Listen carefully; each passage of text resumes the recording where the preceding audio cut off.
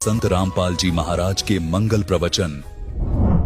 श्रीमद् भगवत गीता अध्याय नंबर 4 के श्लोक नंबर 32 में 32 में कहा है कि अर्जुन, मैंने अभी आपको अध्याय नंबर 4 के श्लोक नंबर 25 से लेकर 30 तक जिन साधकों और साधनाओं की जानकारी दी है, और वो साधक चाहे कोई देवी देवताओं को पूजता है, उसी को सत्य मानता है, पापनाशक जानता है, कोई स्वाध्याय करता है, कोई तीक्ष्ण अहिंसावादी व्रत ही करके मुंह पर पट्टी बांध के नंगे पैरों घूम कर अपनी साधना को सही मान रहा है। चौथे अध्याय के 32वें श्लोक में कहा है कि इन यज्ञों माने धार्मिक अनुष्ठानों की जानकारी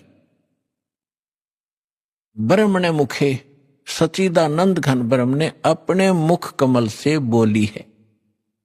पुण्यात्मा दास ने एक शब्द बोला था, गुरु बिन काहुन पाया ज्ञान, जो थो था बुस छड़े मूड किसाना। गुरु बिन वेद पढ़े जो प्राणी, समझन सार रहे अज्ञानी। श्रीमद् भगवत गीता चारों वेदों का निष्कर्ष है।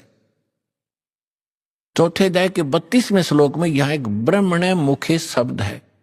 इस ब्रह्मणे मुखे शब्द का हमारे अनुवादकर्ताओं ने इस दास से पहले जो अनुवाद दास ने किया है गहरी नजर गीता में एक पुस्तक बनाई है, यानी उसका अनुवाद समझो श्रीमद् भगवत गीता का अनुवाद है।